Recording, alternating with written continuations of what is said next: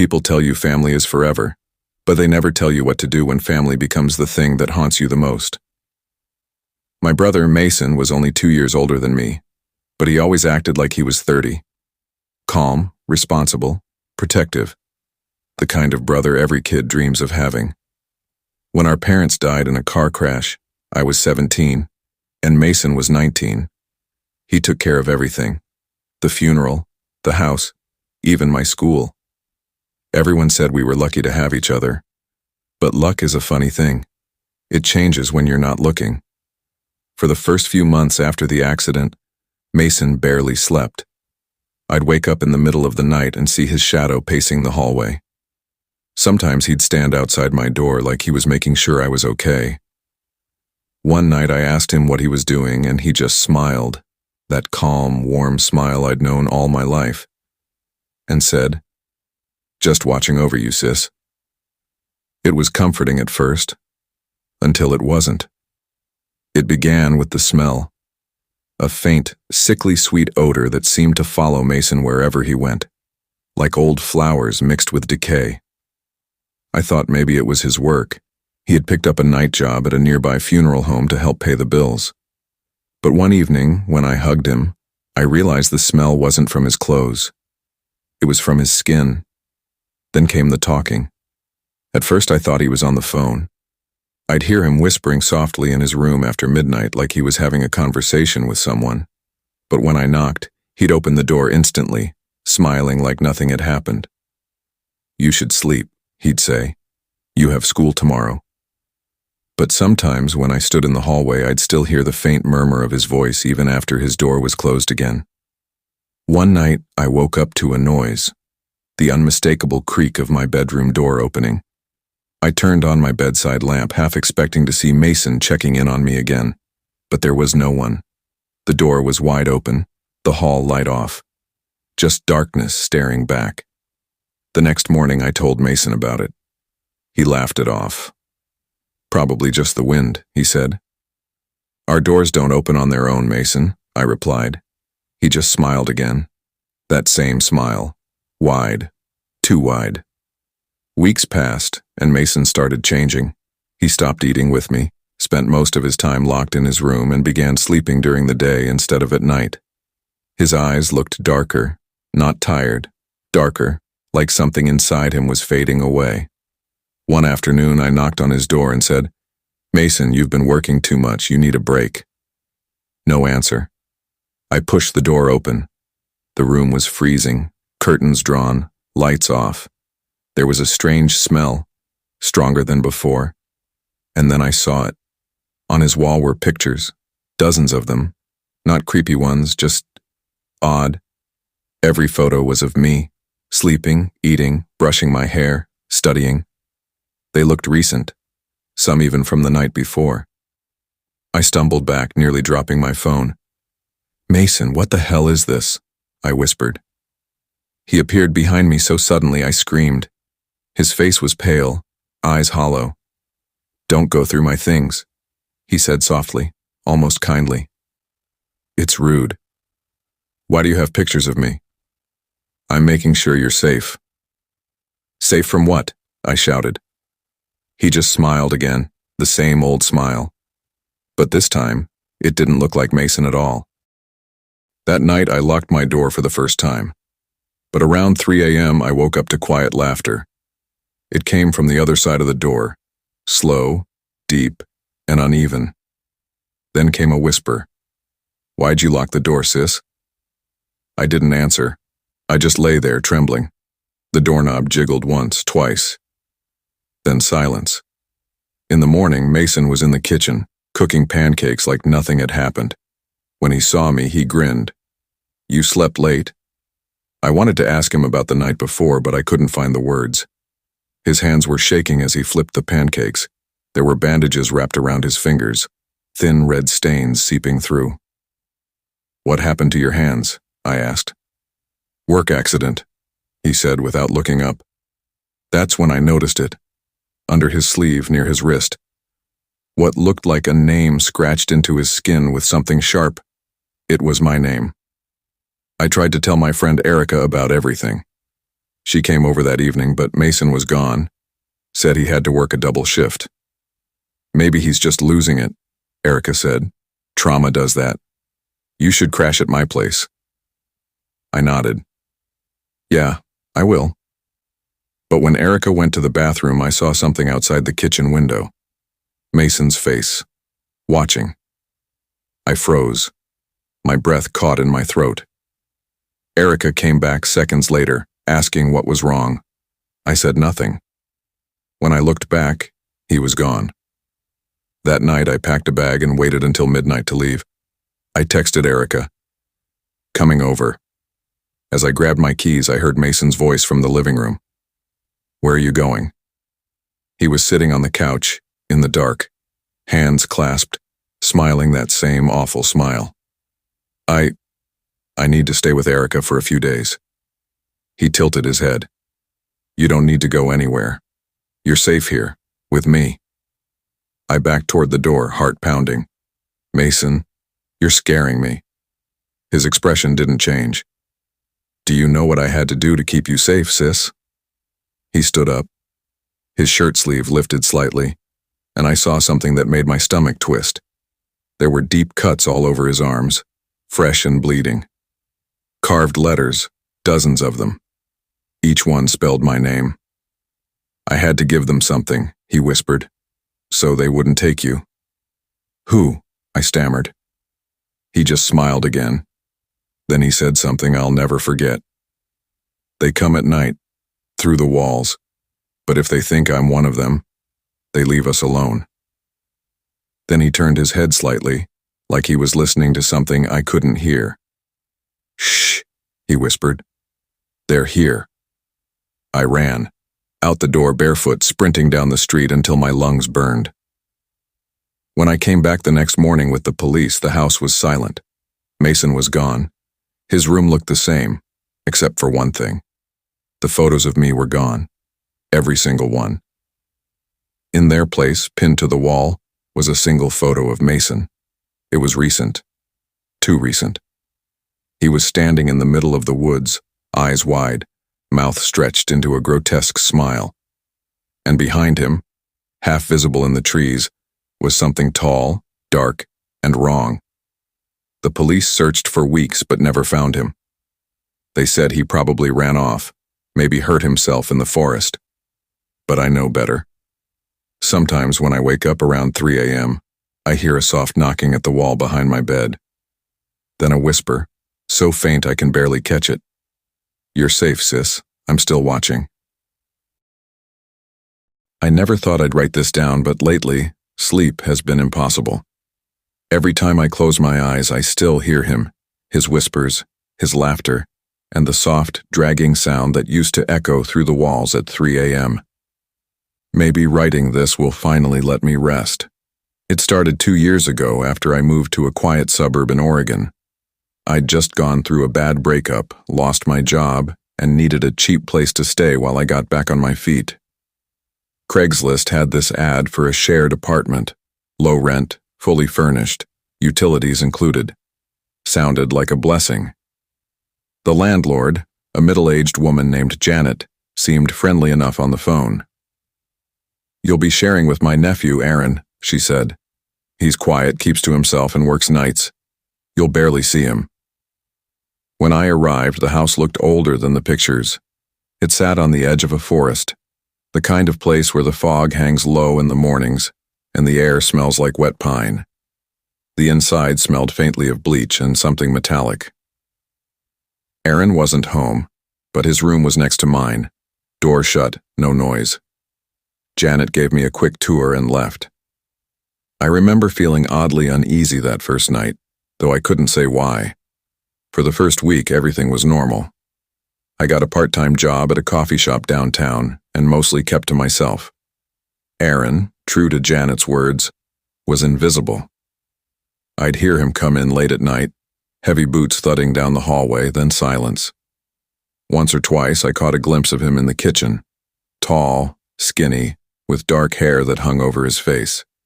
He never said much, just nodded, sometimes with a strange fixed smile that didn't quite reach his eyes. Then came the first strange night. It was around 2:45 a.m. when I woke up to a faint scraping sound, like something being dragged slowly across the wooden floor next door. I remember lying still, thinking it might be Aaron moving furniture or something. But the sound was rhythmic. Drag, pause, drag, pause. Then came a soft thump. I held my breath, listening. After a few minutes, it stopped.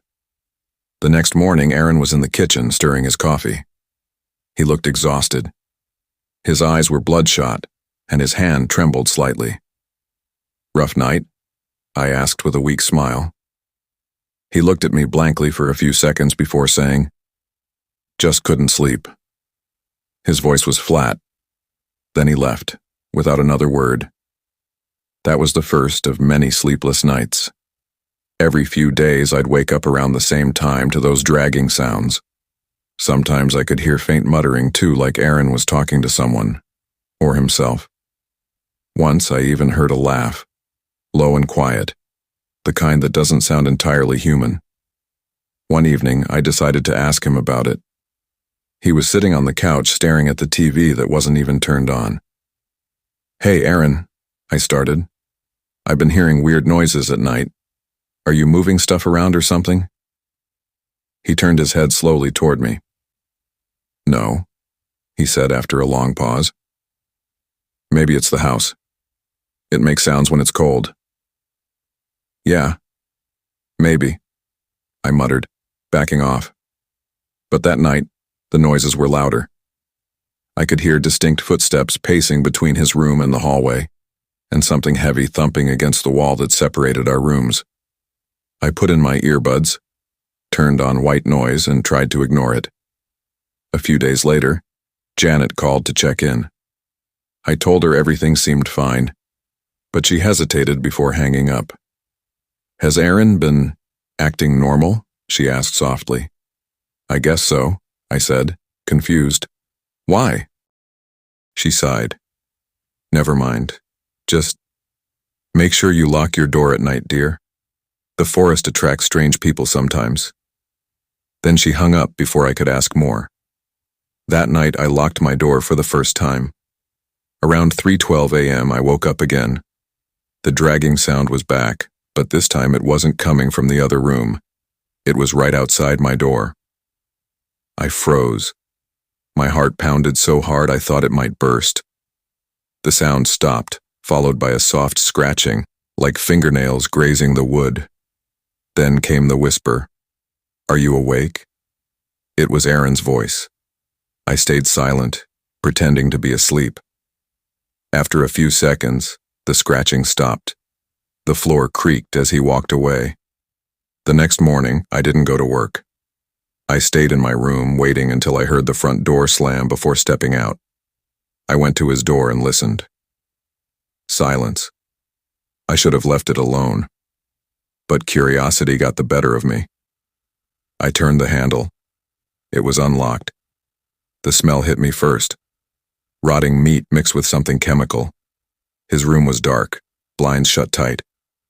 I flipped on the light and froze. The walls were covered with photos, hundreds of them. Some were of animals, others of people. But the center of the wall had photos of me. Dozens of them. Me eating breakfast. Me leaving for work. Me sleeping. My heart dropped when I noticed one picture, taken from inside my room. I stared at it in disbelief.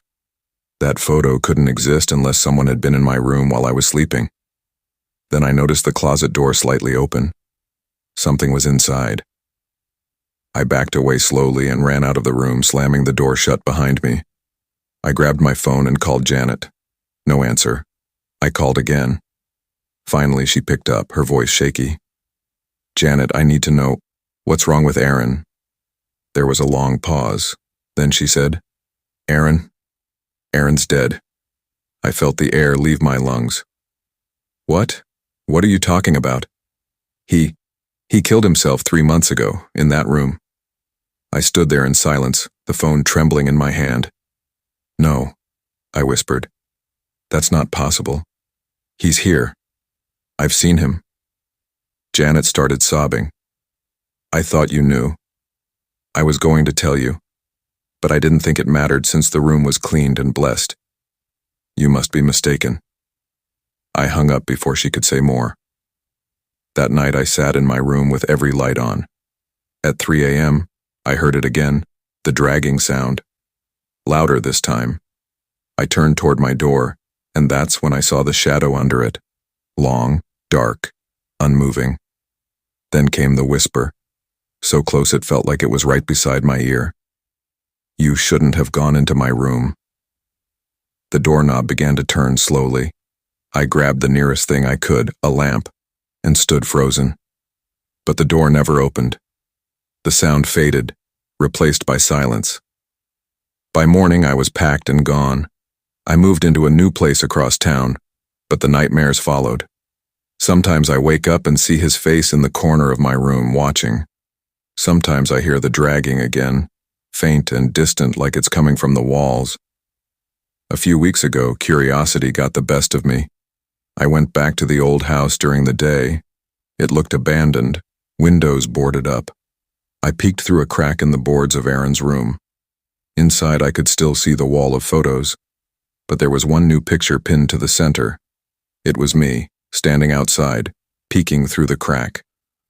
And this time, he was standing right behind me in the picture.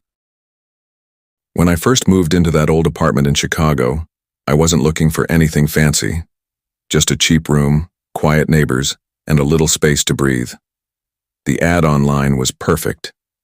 Shared apartment, rent split evenly, roommate friendly, ideal for students. The guy I'd be sharing with was named Tyler. He sounded normal over text, maybe even too normal. Punctual replies, polite tone, offered to help me move in. I didn't think twice about it. The day I arrived, I instantly regretted it. The building was older than I expected, with chipped bricks and flickering hallway lights that buzzed like angry bees. The elevator didn't work, so I carried my boxes up 4 flights of stairs. When I reached the door, it was already open. Tyler was standing there, tall, thin, and pale with dark circles under his eyes. He smiled when he saw me. Not a welcoming smile, but something else. Like he was relieved. "You're here," he said softly. "Good. I hate being alone." I laughed awkwardly. Yeah, same." He didn't move as I walked past him into the apartment. It smelled faintly of old wood and something sweet, like mold mixed with cheap air freshener. There were no lights on, just sunlight leaking through the blinds. I remember thinking the place felt heavy, like the air didn't move properly. "Your room's down the hall," he said. "Bathroom's shared. I don't use it much." "You don't use the bathroom?" I joked. He just smiled again. "Not like you do?" I figured he was just weird. Every roommate has quirks. The first few nights were fine. Tyler mostly stayed in his room. I'd hear faint footsteps sometimes or the sound of his TV, but something was off. I never saw him sleep. No matter what time I got up, 1 a.m., 3 a.m., even 5, his door light was always glowing faintly beneath the crack. Sometimes I'd hear him whispering to himself, fast and agitated like he was arguing with someone. Once around 2 a.m., I walked to the kitchen for water.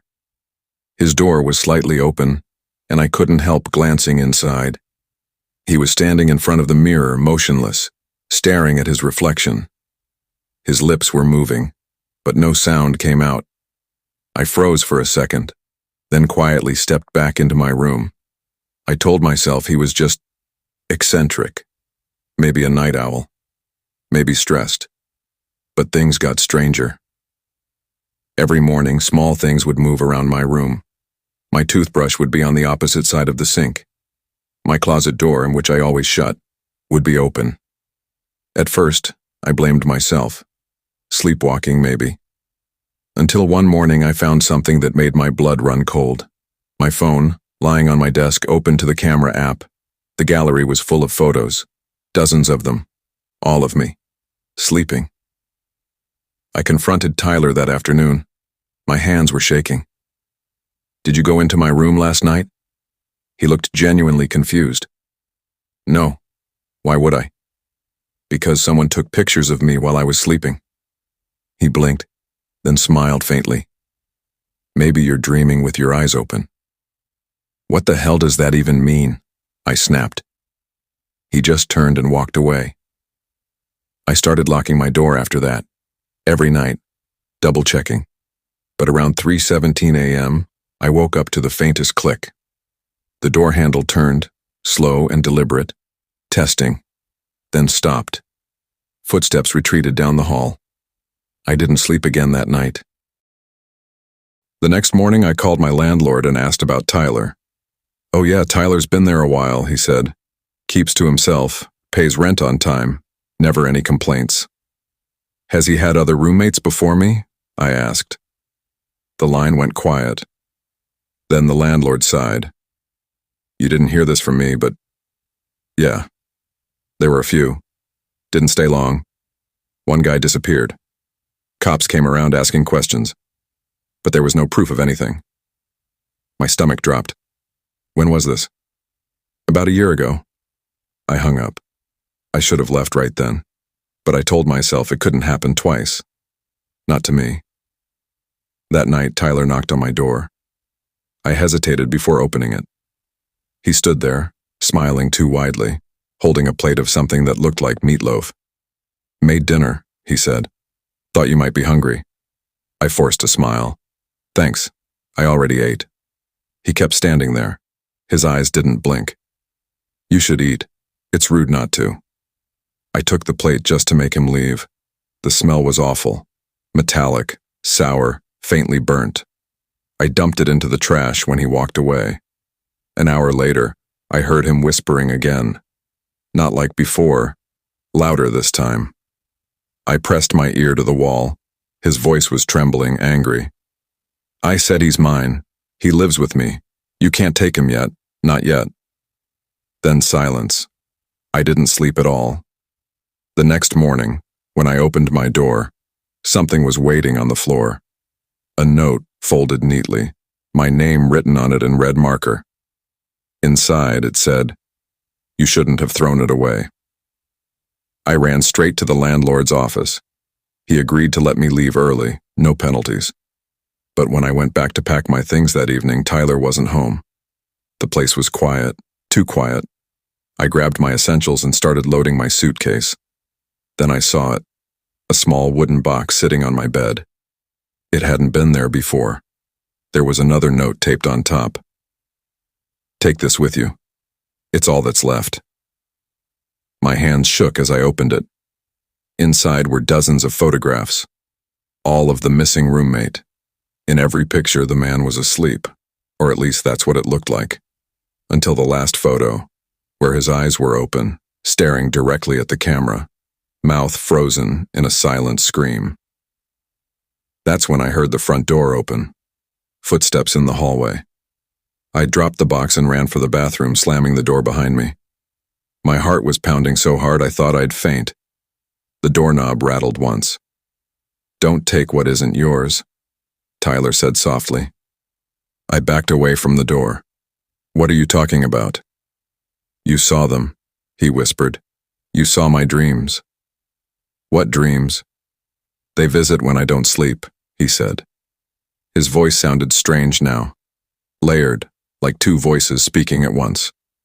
"They need new faces. They wear the ones that fall asleep." I felt my knees give out. The doorknob stopped moving. Silence.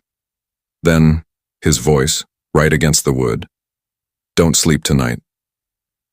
When I finally worked up the courage to open the door, he was gone. The apartment was empty. His room cleared out completely. No clothes, no photos, no signs anyone had ever lived there.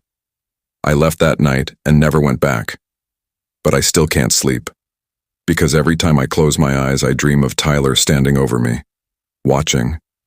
And last night, when I woke up suddenly at 3:17 a.m., my phone's camera was open again, recording. In the reflection of the black screen, I could see a face behind me, smiling. When I was 8, my family moved into my uncle's old farmhouse in rural Pennsylvania. My father had just lost his job, and the rent-free house was a blessing for us. But if there's one thing I remember clearly about that place, It's how the mirrors always felt wrong. Not dirty, not warped, just wrong. We lived there for years, and everything seemed fine. My older brother Daniel was the kind of kid everyone liked. Smart, funny, protective. But after we moved into that house, something in him began to change. It started small. He stopped going outside, stopped talking to friends. He'd spend hours in our parents' old study, where the biggest mirror in the house hung on the wall. A tall, antique thing framed in dark oak, so old the glass had a slight ripple to it. One night when I got up for water, I heard his voice, whispering. At first I thought he was on the phone, but as I got closer, I realized he was talking to that mirror. He was saying things like, "I know you're watching. I'll do it.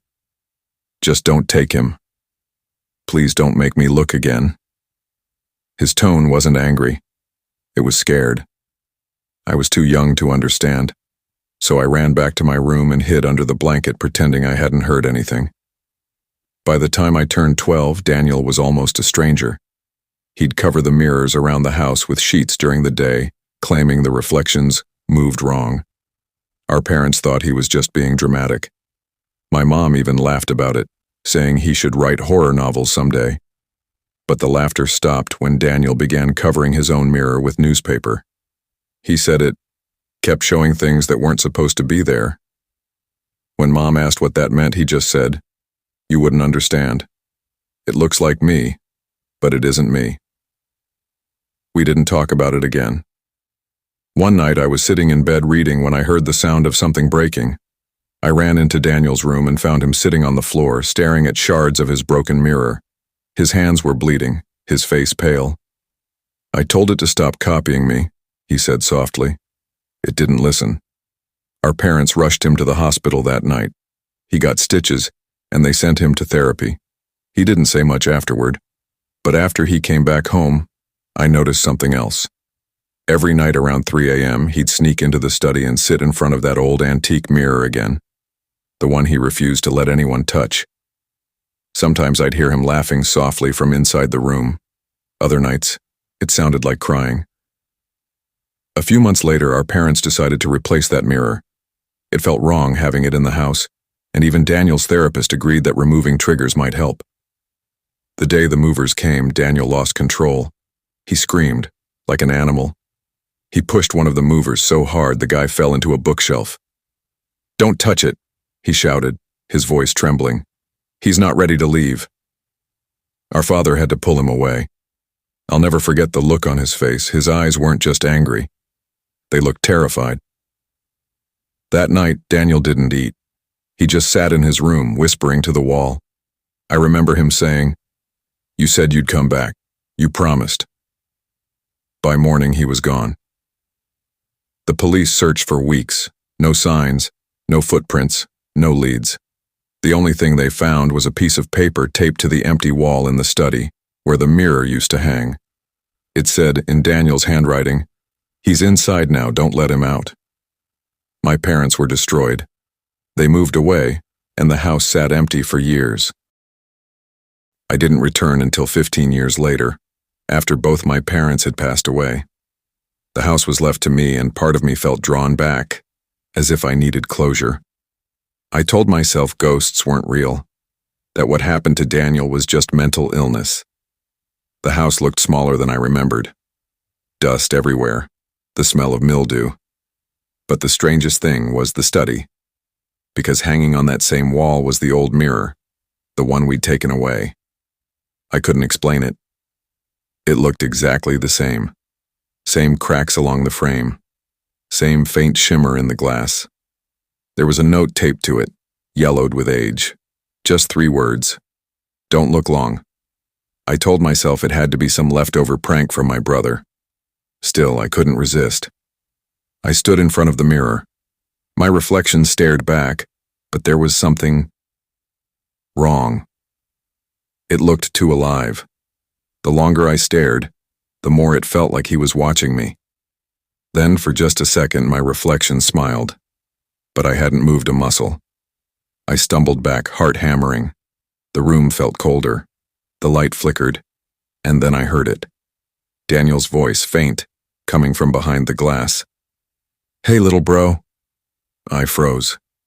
The voice sounded older, deeper but unmistakable. "Daniel?" I whispered. "I told you I'd come back." The reflection wasn't me anymore. It was him. He looked exactly the same as the day he disappeared. Same torn t-shirt, same scar on his cheek, but his eyes were black. "What happened to you?" I asked, trembling. He smiled. "I told you not to let him out." Before I could react, his hand pressed against the inside of the glass, from inside the mirror. The surface rippled like water. My reflection disappeared completely, replaced by darkness. "Daniel, stop," I screamed, but he only whispered. "I tried to keep him here. Now it's your turn." The surface bulged outward, as though something behind it was trying to crawl through. I ran from the room, slamming the door shut. The sound that followed was indescribable. A low, wet scraping, like nails dragging across the inside of glass. I didn't go back for hours. When I finally worked up the courage, the mirror looked normal again. My reflection was back. But there were fingerprints inside the glass, pressed from the other side. That night I stayed at a motel, but I couldn't sleep. Around 3:12 a.m., I woke up to see my reflection in the TV screen across the room. Only it wasn't copying me. It was smiling. The next morning, I called a local historian to ask about the mirror.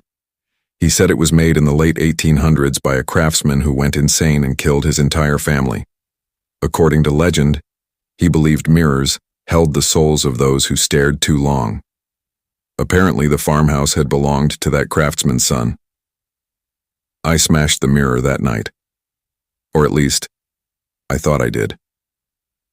The glass shattered, pieces scattering across the floor.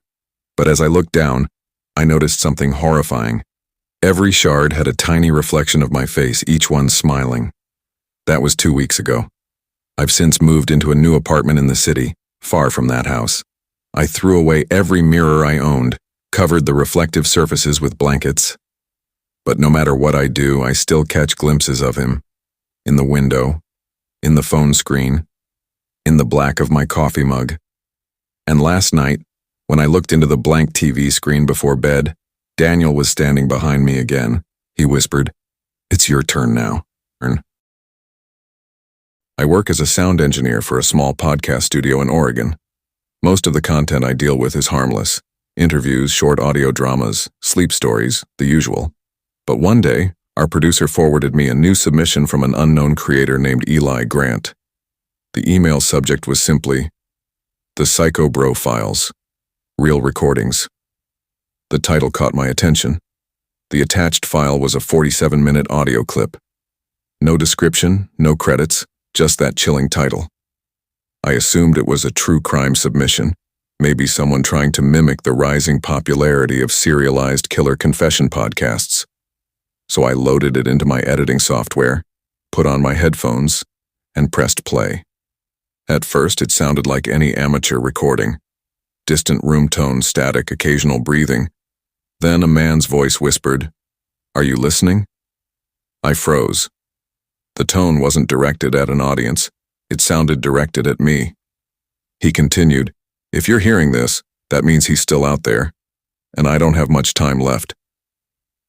I sat there, my hand hovering over the stop button, but something about his voice. It was calm, trembling, terrified, yet methodical, like he knew exactly how his story needed to be told. Eli described living with a roommate in a small duplex near Portland. He called him Bro. The name sounded casual, but the way he said it was wrong, too heavy, too rehearsed. Bro had been quiet, withdrawn, and polite at first. But one night, Eli came home to find Bro sitting in the dark, staring at the wall, whispering to himself. When Eli asked if everything was okay, Bro smiled without looking away and said, "Do you ever wonder what your heartbeat sounds like from the inside?" That's when Eli started recording him secretly, for evidence, he claimed. He described nights when Bro would stand outside his door, breathing softly for hours. He'd slide notes under Eli's door with random phrases like, "Do you still dream?" or, "You sound more alive when you're afraid." By the 10th minute of the recording, Eli's breathing had grown uneven. You could hear faint footsteps in the background. Then, a faint voice, off mic. "You're still recording me, aren't you, bro?" My entire body tensed. It wasn't Eli's voice. It was deep, smooth, playful, the kind of voice that knows it's being heard. Eli whispered. He found the mic. Then silence. 10 full seconds of dead air, followed by heavy movement, furniture scraping, muffled gasps, something breaking, then a loud thud. The sound of dragging followed, a door opening. Then Bro's voice again, this time closer to the mic. "I told him, we don't record family business." That sentence made me rip off my headphones. I thought maybe this was staged, a performance piece, some creepypasta audio project. But the realism in their voices made it impossible to ignore. My producer, Danielle, came over, asking what was wrong. I told her to listen. She played it for less than 2 minutes before muting it and saying, "This isn't fiction. That's a real struggle you're hearing." We reported the audio to the local police. They took it seriously at first, but after a week, they emailed back, "No missing person by the name of Eli Grant. Case closed." Something didn't feel right. I reopened the file and analyzed the background noise. I found faint hums, like refrigerator cycles and fluorescent buzzes, but also something stranger, a rhythmic clicking, spaced 17 seconds apart. I boosted the audio, filtered it through a spectrogram, and nearly dropped my mouse. The clicks weren't random. They formed a binary pattern. When I decoded it, the message spelled, "Check the storage room." I thought maybe Eli was hiding something in his apartment. The address metadata in the file header traced to a small duplex outside Salem, so I did something stupid. I went there myself. The place was abandoned, windows sealed, grass uncut. But the door, the same creaky wooden door I heard in the recording, was unlocked. I stepped inside with my phone flashlight on. The air smelled of mold and something metallic. Dried dark stains painted the wooden floor in the living room. There was an overturned chair and a broken microphone stand lying near the couch. The kitchen light flickered weakly, revealing claw marks on the fridge door. When I reached the storage room, my heart nearly stopped. There was a stack of old cassette tapes labeled with thick black marker. The Psycho Bro files, episode 1 to 7. The first tape had a date written on it, January 3rd, 2023. The last one, October 13th, 2025. Today's date. I picked it up slowly. My phone buzzed. A call from Danielle. Before I could answer, the tape recorder on the floor clicked by itself and began to play. A voice echoed from the tiny speaker. "Hey bro, I knew you'd come. You can't edit what's already inside you." My phone fell out of my hand. The voice wasn't Eli's. It was mine. My own voice, distorted, whispering the same words I heard at the start of the first audio file. "Are you listening?" I stumbled backward, breathing heavily, and turned to run. But before I reached the door, I saw movement in the hallway mirror. A tall figure stood behind me, smiling, wearing my headphones, holding a recorder, his reflection flickering like static. He raised his hand and whispered, "Don't worry, bro, your episode's next." The police never found anything when they arrived. No tapes, no recordings, no one named Eli. Danielle swears I hallucinated it, but I know what I heard. Now every time I try to sleep, I hear faint clicking sounds in the walls, 17 seconds apart. Sometimes I wake up with my own voice whispering near my ear. The Psycho Bro files continue. And somewhere, deep in the static, another voice answers, "Always, bro."